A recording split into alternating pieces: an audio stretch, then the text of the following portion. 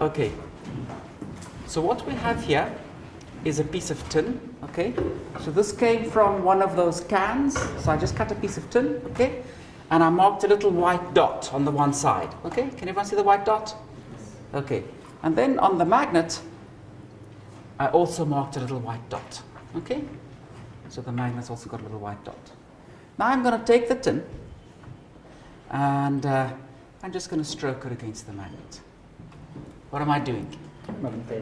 Magnetizing the piece of tin, absolutely. So if I let it go, which way will it point? North. Good. So let's check. So I'm going to now float this. I've got some water here. I'm going to float it on the water. Okay. So good. There it is floating on the water. And it points that way. Okay. Now, let me move this bucket around a bit. So, okay, let me tip this a bit. So I'm going to point it in a different direction. And you'll see it always goes back to pointing that way. Okay. Can you guys see it pointing that way? So take a look in if you want. Okay. And I tip it a little bit. So there I pushed it that way, but it always wants to push back that way. Everyone happy? Good. So it's magnetized. It's pointing that direction. Now what I'm going to do is, I'm going to take the magnet, okay, and I'm going to see when does it start affecting this piece of tin floating on the water.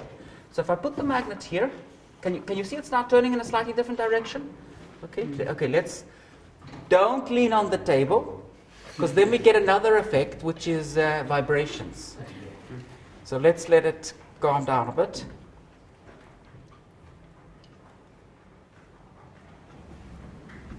Yeah, okay.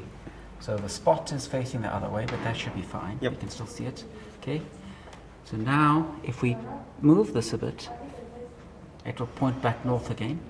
And if we now bring the magnet nearby, there the magnet starts to affect it. So at a distance of about 40 centimeters, the strength of the magnet and the earth are comparable. So when I'm bringing this magnet about, 40 centimeters away, the needle starts to tilt, right? So at that point, what can you tell me? The strength of the magnetic field at about 40 centimeters away from that piece of tin is about the same size as the strength of the magnetic field of the Earth. Okay, good. We're now going to try to model that piece of tin and see if we can understand the magnetization that we've seen. Okay, good. Actually, we're going to model this permanent magnet and see if we can understand this magnetization. Good. Okay, so let's do a calculation. Okay, guys, so we said there are no magnetic monopoles. So if we see a magnetic field, where does that magnetic field come from? A current, right? So currents set up magnetic fields. Now, what you might imagine, okay, so not all materials are magnetic. If I try to pick up our piece of tin, so it's very easy, I managed to pick up the piece of tin, but if I try to pick up a piece of chalk, doesn't matter how carefully I go, okay, I don't pick up the chalk. So not everything is magnetic. So what's the difference between materials that are magnetic and materials that are not magnetic? It's the way the electrons are spinning in the atoms. And remember what we said, it's always that last electron on the outside. Sometimes one, sometimes two, and that's where all of the physics comes from, just those outside electrons. So the assumption that we're going to make and we're going to test is that maybe, there's the nucleus, so let's put a plus there for nucleus, and running around outside, we have the electron. If we've got the electron running around outside, that is a current. We've got a loop of current. And maybe each of those atoms sets up a tiny magnetic field, and for something like our tin, all of those magnetic fields add up to give us a big magnetic field. But for something like chalk or something like that, maybe the magnetic fields don't line up. On average, they tend to cancel. Okay? So that's the idea. So what we're going to try to do now is we're going to take this loop of this loop of current, and we're going to calculate what's the magnetic field from this loop of current. And then we're going to try to estimate, does it agree with the experiment that we've just done? Okay? That's the idea. Now, last time, or last week actually, on Friday, we calculated the magnetic field from a loop of current. So I want to remind you of that answer. What we said was, the magnetic field B, which direction is the magnetic field? Good. So it looks like it's coming out of the board.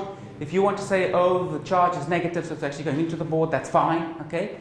But yes, indeed, the magnetic field will be doing something like that, okay? And what size is the magnetic field? So there'll only be a Z component to the magnetic field. I'm calling Z the direction out of the board.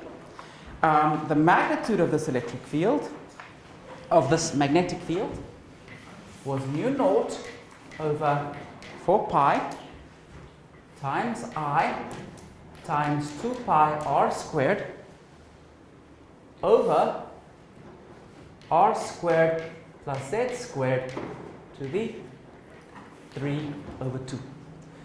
What is r? R is the radius of this loop. What is z? Z is how far away we are from the atom. Okay? So z is how far we are from the atom. Now, when that piece of tin just started to move, that permanent magnet was about 40 centimeters away from the piece of tin floating on the water. So we want to use the field when z is about 0.4 meters. That's how far away we were from that piece of tin. How big is little r?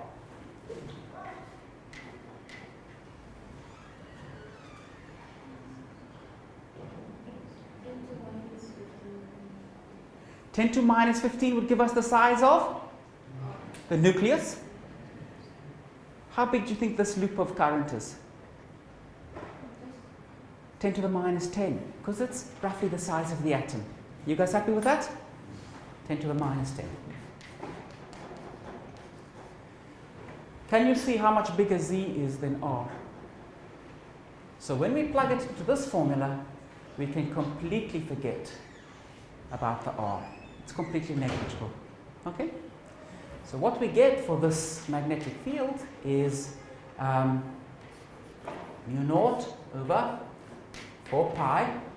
We got 2 times the magnitude of the magnetic dipole moment over z cubed.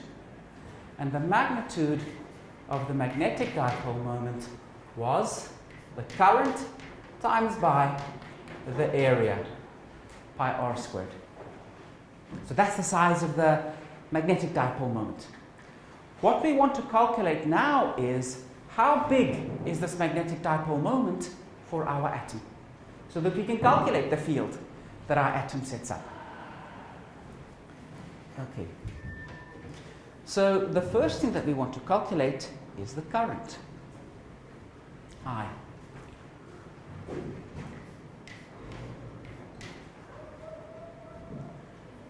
So if we want the current, what we should think about is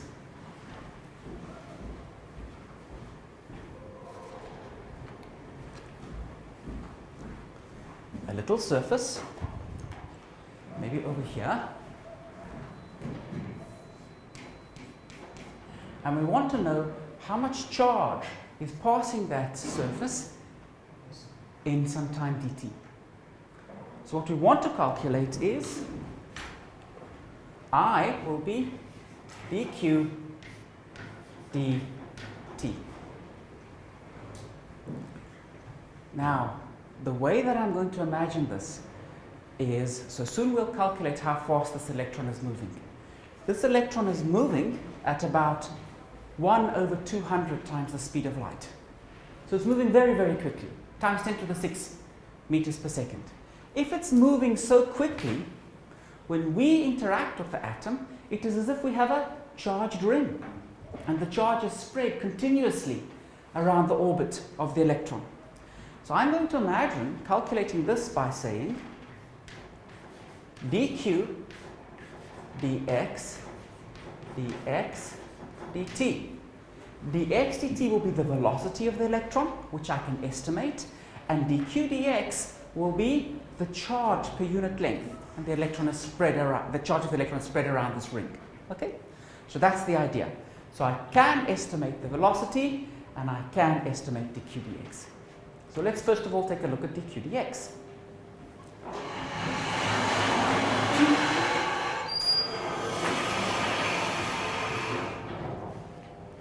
So for dq dx,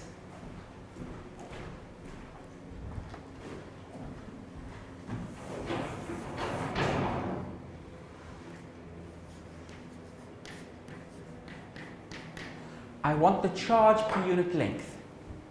I have a total charge of 1.6 times 10 to the minus 19 coulombs.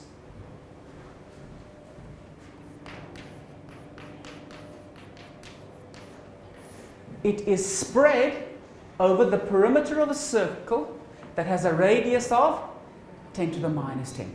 So I want to divide now by 2 pi r. So 2 times pi times the radius of the atom. Okay. Does everybody understand why that is dq dx? Anyone who's not sure? So I'm saying the charge of the electron is spread over the path that the electron is traveling along. Okay? And so what is this? In fact, so let's see if I plugged in a number here already. We'll leave it like that for now. We'll plug in numbers at the end. So that gives us dq dx. Now let's calculate the velocity dx dt.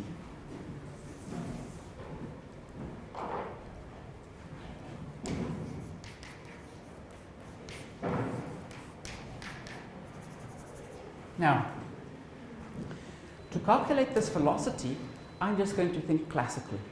And I know that this will give me roughly the right size for the number. So what do I have as the following? I have the nucleus. Actually, when I draw that, that's not just the nucleus. It's the nucleus plus all of the other electrons. Because I'm just thinking about my outer electron circling everything else. So what will the charge of this be?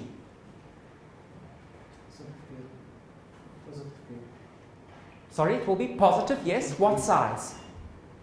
The order of 10 to the power minus 19. 1,6 times 10 to the minus 19. Why? The whole atom is neutral. So if I take this charge together with the charge of the electron on the outside, the total charge is naught. The charge of the electron is minus 1,6 times 10 to the minus 19 coulombs. So the charge of the nucleus plus all of the other electrons must be plus 1,6 times 10 to the minus 19 coulombs. Okay? So what happens? When this electron is circling, it feels a Coulomb force, right? A force of attraction. That force of attraction is what size? Well, it will be Q squared, the charge of the electron squared, because there's a plus charge of the electron minus charge of the electron, divided by 4 pi epsilon naught r squared. And this will be equal to mass of the electron times acceleration of the electron. So we'll have mass of the electron. Can someone tell me what's the acceleration of the electron?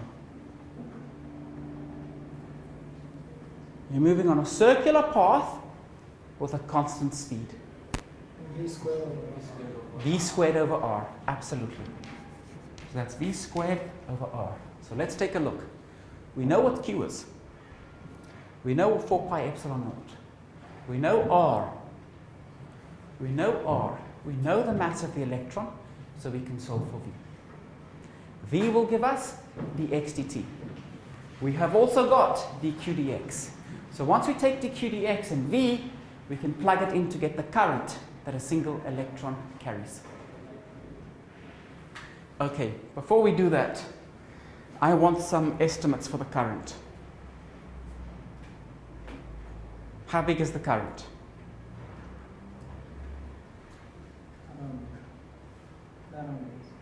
Nanoamperes.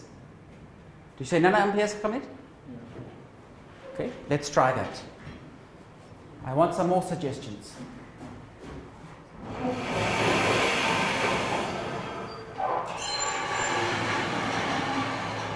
So let's write down some guesses. 1 million. Okay, Hamid, I'm going to put your name next to that estimate. You happy with nanoamps?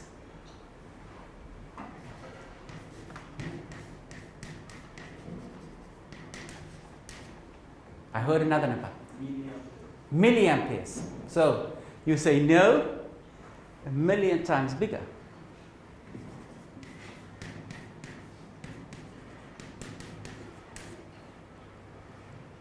Let's get one more. Micro. You guys are being very conservative today.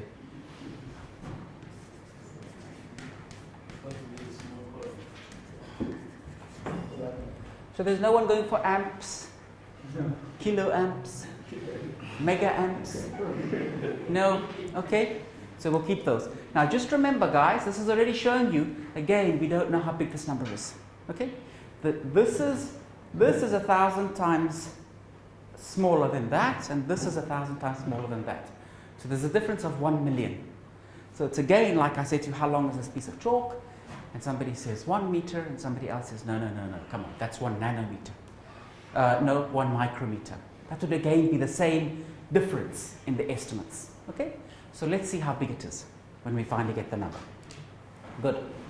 Okay. So now let's calculate the velocity.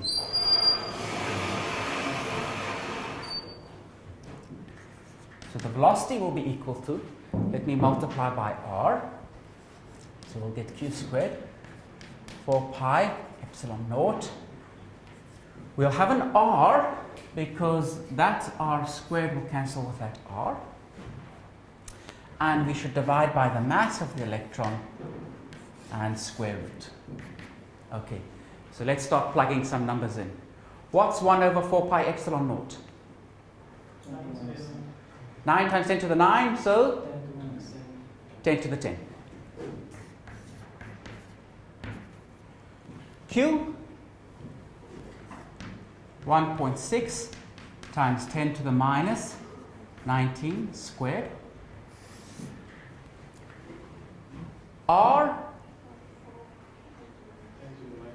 10 to the minus 10. The mass of the electron.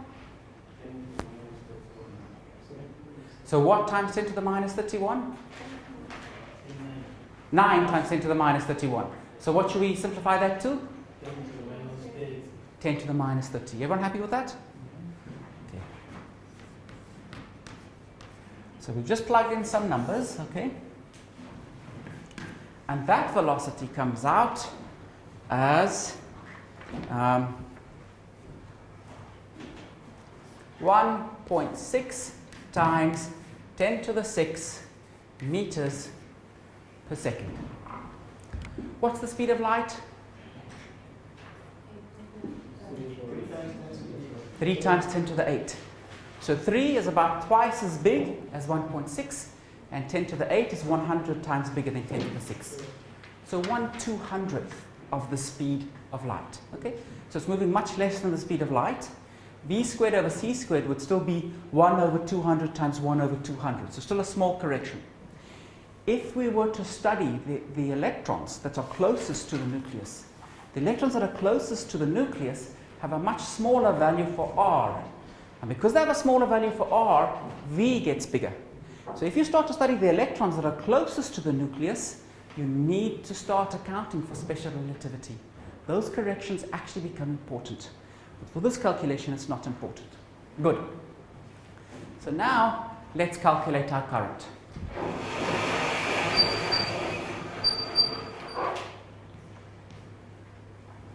So this gives us 1.6 times 10 to the minus 19 times by, so that is Q, the charge of the, that is Q, the charge of the electron, and we are now using our formula for dq dx, divided by 2 times pi times r, 10 to the minus 10. So this term is that term. And now we want dx dt. Dx dt is 1.6 times 10 to the 6. And this is the velocity. Okay, I've multiplied out these numbers. This gives us 4 times 10 to the minus 4 amps. So, milliamps. Emil, congratulations. So this is quite amazing, you know. An electron going around an atom produces a reasonable current that we would measure in an electric circuit. Quite amazing. Okay? So that's the current that we've got. So let's now calculate what is the magnetic moment.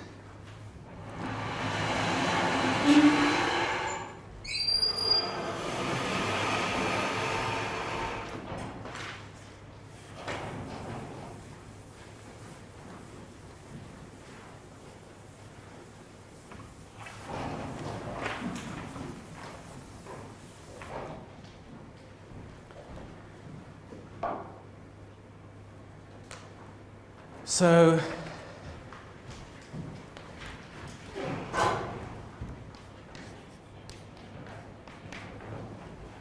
the magnitude of the magnetic moment, which should be I times pi r squared, is equal to our current we've got 4 times 10 to the minus 4 times by.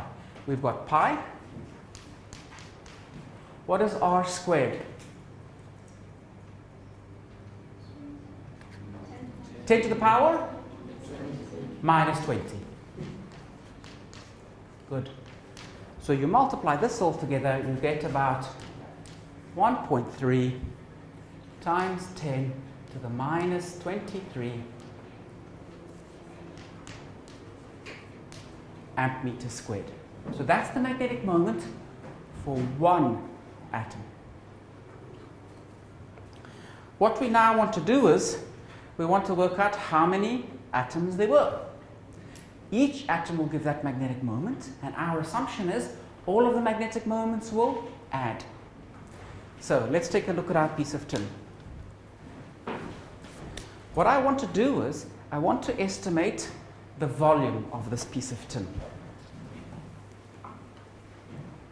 Okay. How long is that? 2 centimeters? How wide? Half a centimeter? What's 2 times a half? Perfect. 1 centimeter squared. How wide is it, do you think?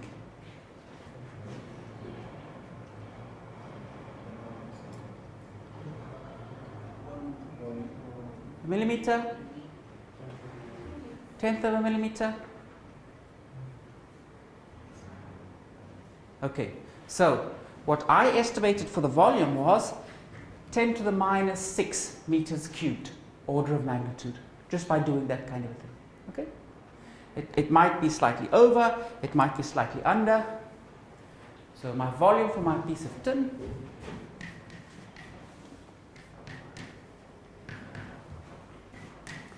(10 to the minus 6 meters cubed).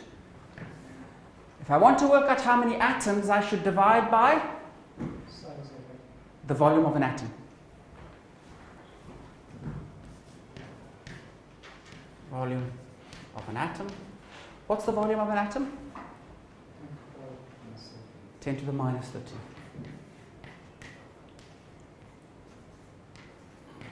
10 to the minus 6 over 10 to the minus 30? 10 to the? 10 to the 24. Good. 10 to the 24 atoms. Good. So now we can work out what is the total magnetic moment.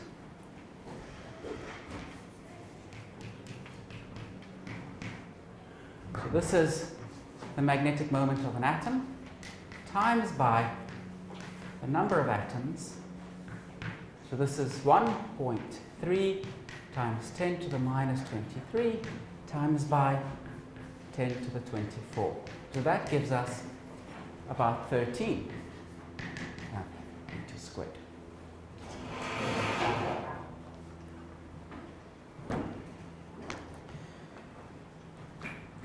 Now, I want to know, is this value correct? Is this roughly the right size? Okay? So let's now do a check.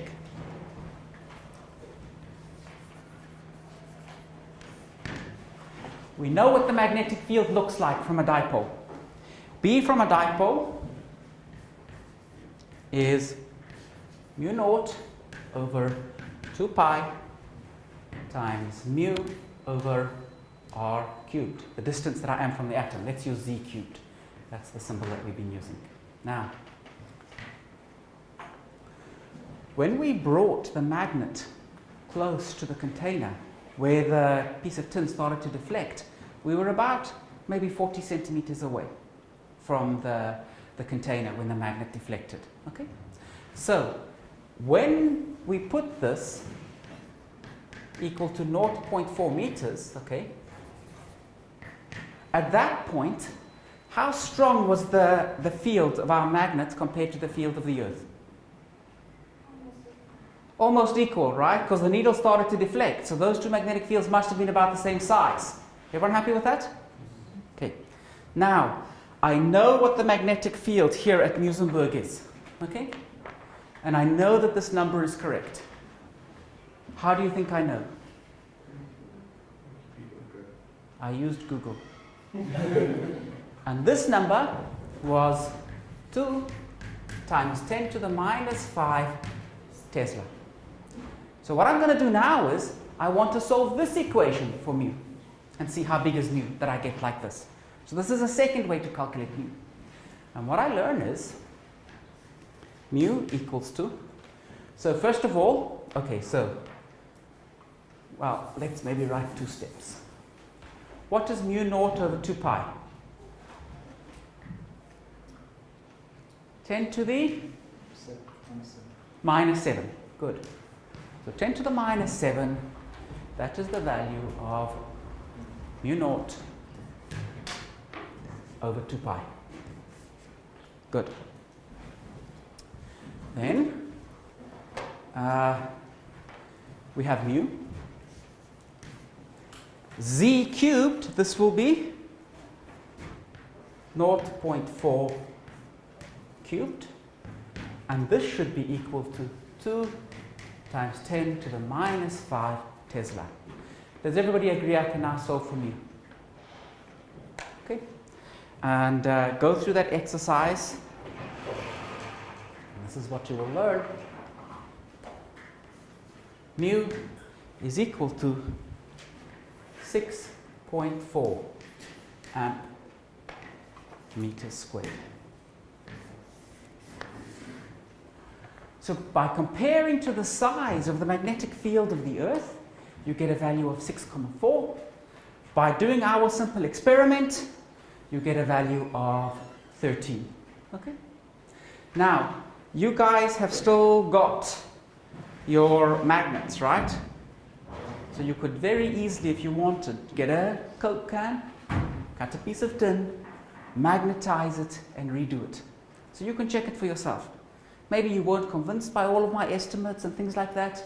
You do it more accurately. I claim that if you do it in the 2 different methods, you'll always get it right to within a factor of 100. So even if your answer is 100 times too small or 100 times too big, that's still good agreement for just a rough calculation that you've put together like this. And it's not the case that every single material has just one electron spinning on the outside contributing to the magnetism. Sometimes there's more than one electron, sometimes there's two electrons that are contributing, and you can have all kinds of different variations on what we've discussed here. But the basic picture is the correct one. The electrons spinning around the atom produce a current loop, and that current loop produces a magnetic field, and all of the magnets together, the magnetic fields add, and you get the magnetic field of the permanent magnet. Okay? Yes, Thomas? What percentage of the atoms will be line? Oh, very, very high. You know, like 99% or something like that. Half, as in this case. Sorry? So it couldn't be half, as in this case. That discrepancy couldn't be because of the other. Oh, no. This discrepancy, I mean, you wouldn't expect a model this basic to really get magnetism right. You'd have to start including quantum effects and doing other things. But what this can give you is a simple picture in which, in terms of which to think about magnetism. I think if you're looking for the quick reason why it doesn't agree is tin is slightly bigger than the estimate that we have there. Tin atom, so if your volume is going to be more than, it's easy to think that it's maybe twice. There's, you know, and also, I think that there's lots of places where our estimates were rough and, yeah. Good. Any other questions? Question. Yes, Thorsten? In our experiment, you are assuming that the magnetic dipoles are, and we know that some other materials are not like that. What was that in those materials which behave in a different way? Okay, so you're asking how come some materials are magnetic and others aren't? Yeah. Okay, so I can't give you a simple explanation of that without starting to do some quantum mechanics. So to really understand why some materials are magnetic and others aren't, you really can't get it from classical reasoning like this. You have to start doing some quantum mechanics and actually study the material. Okay? And that would be a much more complicated description than what we've given. Any other questions? Would it be because of the presence of magnetic domains within the material where the spins the electrons not line up in one direction in certain materials, but in other materials find them which align in a different direction? That's why it produces the You know, it's more than that. Okay, so let me maybe say a few things that maybe will be meaningful to some of you, but not others. If you have an atom where all of the shells are filled, what can you tell me about that atom? It is rotationally invariant. Okay? If that atom is rotationally invariant, the way the electrons are spinning around the atom, it's a perfect sphere. You know, if you rotate this thing, you can't tell that you've rotated it. So in that case, you could never expect some configuration where it looks like a loop. If you look like you've got a loop of wire, this changes when you rotate it, right? The magnetic moment points somewhere. So it's got a lot to do with the state of the electrons around that atom. So there are some materials that just, you know, the atom doesn't have a magnetic moment. Whether they align or not, it just doesn't have a magnetic moment. And then for example, this piece of tin, before it wasn't magnetic, you know, before we touched it with a magnet, in that case, the spins were pointing all over the place. By stroking the magnet against the piece of tin, we were now aligning all of those magnetic moments. And when we got to the case where they were all aligned, then we had some magnetism, and then it pointed north. Magnetism is complicated. What we did on the blackboard is a very, very, very simple version of it. Okay? But you'll get some good picture of what magnetism is from that. Any other questions? Okay, good. Okay, guys, that brings us to the end of magnetism.